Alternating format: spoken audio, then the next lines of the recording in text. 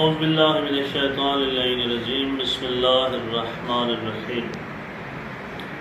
آج کا مسئلہ، آج کا سوال یہ ہے، کیا زخم یا پھنسی وغیرہ کے خون کے معاف ہونے کے لیے ضروری ہے کہ اس کے پاک کرنے یا اس کپڑے کو تبدیل کرنے سے ایسی مشقت اٹھانی پڑے کہ جسے عام طور پر اٹھانا بہت زیادہ مشکل کام سمجھا جاتا ہے؟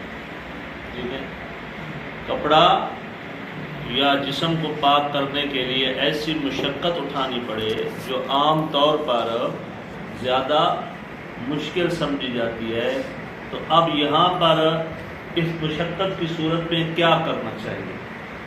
کہتے ہیں کہ یہ شرط نہیں ہے، لہذا اگر مشقت نہ بھی اٹھانی پڑے تب بھی خون معاف ہے۔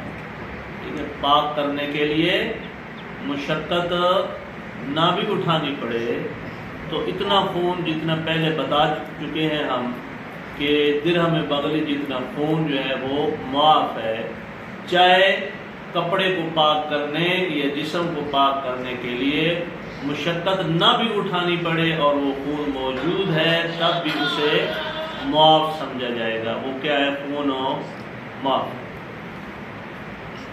اگرچہ احتیاط مستحب ہے کہ اسے معتبر سمجھا جائے۔ کسے معتبر سمجھا جائے؟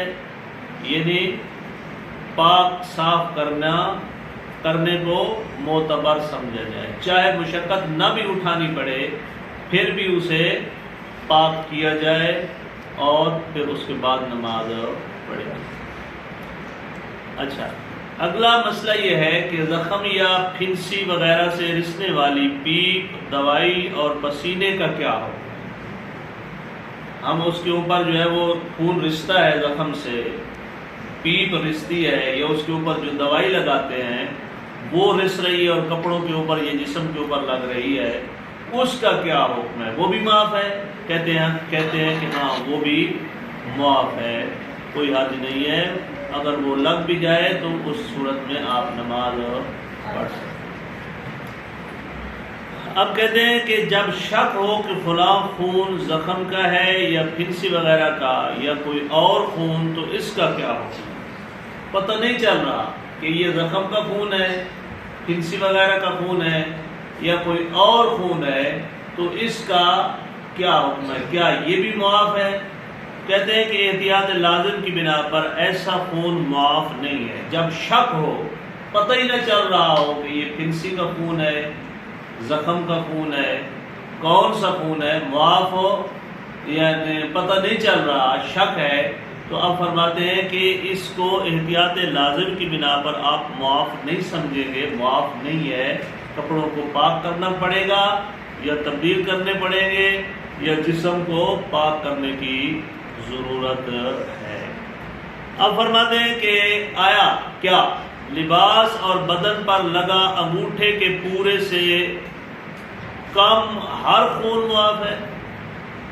یہ بات توجہ سے سنو، یعنی یہ پورا جو ہے یہ اس سے کم لگا ہوا کپڑے کے اوپر یا جسم کے اوپر جو خون ہے، کیا ہر خون معاف ہے؟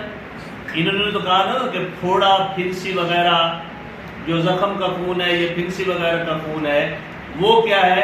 معاف ہے۔ اب سوال ہے کہ کیا ہر خون معاف ہے؟ جی ہاں، اپنا یا کسی کا خون جس کی مقدار ایک پورے سے کم ہو، البتہ اب یہ بات توجہ سے سنیں، البتہ خون حیض، خون نفاس اور استحاضہ اس سے مستثنیٰ ہے۔ یعنی خون حیض، خون استحاضہ اور خون نفاس جو عورتوں کو آتے ہیں، ٹھیک ہے نا، جو خون عورتوں کو آتے ہیں، خون حیض عورت کو آتا ہے، خون نفاس عورت کو آتا ہے، خون استحاضہ عورت کو آتا ہے۔ اب خون حیض، خون نفاس اور خون استحاضہ، اس کی تعریف جو ہے وہ ہم بعد میں بیان کریں گے کہ خون حیض کیا ہوتا ہے، خون نفاس کیا ہوتا ہے، خون استحاضہ کیا ہوتا ہے۔ اتنا کچھ آپ کو پتہ ہونا چاہیے کہ یہ تینوں خون عورتوں کو آتے ہیں، خون حیض بھی، خون نفاس بھی اور خون استحاضہ بھی، یہ عورتوں کو آتے ہیں۔ اس کی تھوڑی مقدار بھی بدن کے اوپر لگی ہے یا کپڑوں کے اوپر لگی ہے تو معاف نہیں ہے. کپڑے بدن پاک کریں گے تب نماز پڑھیں گے.